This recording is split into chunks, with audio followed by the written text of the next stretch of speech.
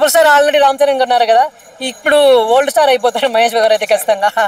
SSME 29 అది కూడా రాజమౌళి గారి కాంబినేషన్ లో రాబోతుంది. ఈ మూవీ గురించి చాలా అంటే చాలా హైప్ ఉంది. ఎక్కడ చూసినా లైక్ సిటీస్ లో కాదు, విలేజెస్ లో కాదు, ఎక్కడ చూసినా గ్లోబల్ లెవెల్లో వరకు హైప్స్ ఉన్నాయి.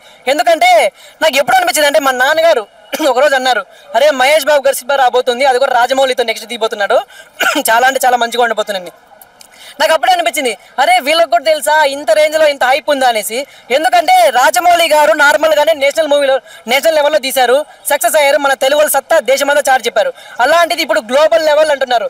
నేషనల్ లెవెల్లో తీసినప్పుడే ఆ VFX ఆ ఎడిటింగ్లు ఎంత మంచిగా ఉన్నాయి, అది కూడా అట్లాంటిది గ్లోబల్ లెవెల్లో అనుకొని ఆ గ్లోబల్ లెవెల్లో తీయబోతున్నాడంటే అది కూడా మహేష్ బాబు గారితో ఎందుకు ఇంత హైప్ అంటే, మహేష్ బాబు గారు నార్మల్గా స్టేట్ లెవెల్లో తీసిన మూవీస్కే తనకి అబ్రాడ్లో చాలా మంది ఫ్యాన్స్ ఉన్నారు.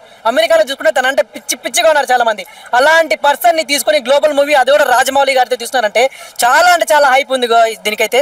ఇక టైటిల్ గురించి వస్తే, ఈ రోజు ఈవెంట్ జరుగుతుంది కదా, మెయిన్ గా అయితే ఫస్ట్ లుక్ టైటిల్, ప్రీవియస్ గా విలన్ లుక్స్ అయితే వచ్చాయి. ఈ రోజు అయితే హీరో గారి లుక్ అయితే రాబోతుంది, టైటిల్ కూడా ఫిక్స్ అయిపోతున్నారు.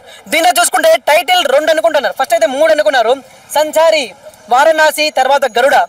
బట్ ఇప్పటికైతే టాప్ లో వారణాసి, గరుడ అని 2 వినిపిస్తున్నాయి.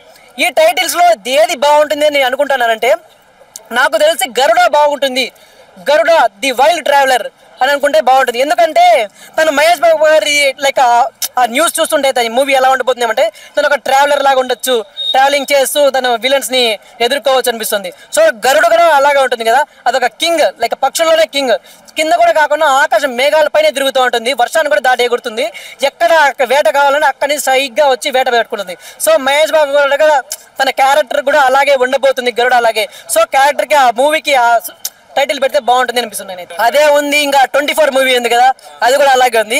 ఇది చూస్తుంటే సైన్స్ ఫిక్షన్ మూవీ లాగా అనిపిస్తుంది, రాజమౌళి గారి సైన్స్ ఫిక్షన్ మూవీ, అది కూడా కాంబినేషన్ ఆఫ్ డెవోషనల్. ఎందుకంటే లాకెట్ చూసారు కదా, ఆ లాకెట్ చూస్తేనే ఎందుకు చాలా మందికి వారణాసి పెట్టచ్చు కదా, వారణాసి పెడతారేమో అనిపిస్తుంది. ఎందుకంటే ఆ లాకెట్ వెనకాల కూడా ఏదైనా స్టోరీ ఉండవచ్చు. ఎందుకంటే రాజమౌళి గారు ప్రీవియస్ గా ఒక సినిమా తీశారు, ఏది యమదొంగలో ఒక లాకెట్ తో సీన్ ఉంది కదా, లాస్ట్ లో యముంతో అన్నప్పుడు ఆ లాకెట్ ఓపెన్ అయ్యి నరసింహస్వామి వచ్చి తనని కాపాడినట్టుగా. సో ఈ లాకెట్ ద్వారా కూడా ఏదైనా విలేజ్ తో లాస్ట్ సిచ్యువేషన్ లో ఇంకా చేయి దాటిపోతుంది అన్నప్పుడు ఏదైనా డివోషనల్ శక్తి వచ్చి తనకి శివుని ద్వారా ఏదైనా శక్తి అంది ఆ విలన్స్ ని ఎదుర్కొంటాడు అనిపిస్తుంది నాకైతే. వాళ్ళ ఇంపాక్ట్ చెప్తున్నాం కదా, రాజమౌళి గారు గ్లోబల్ వరకు తీస్తున్నారంటే ప్రతి స్టేట్ నుంచి గ్లోబల్ వరకు పెద్ద ఒక యాక్టర్ని పెట్టబోతున్నారు. సో ఎక్కడెక్కడ ఏ స్టేట్ లో ఎవరెవరికి హైప్ ఉందో వాళ్ళని పిక్ చేసుకుని మరి తీసుకుంటున్నారు. Global star already Ram Charan ఉన్నారు కదా, ఇప్పుడు ఓల్డ్ స్టార్ అయిపోతారు మహేష్ బాబు గారు అయితే ఖచ్చితంగా. వరల్డ్ వైడ్ స్టార్ అనుకోవచ్చు, యూనివర్స్ స్టార్.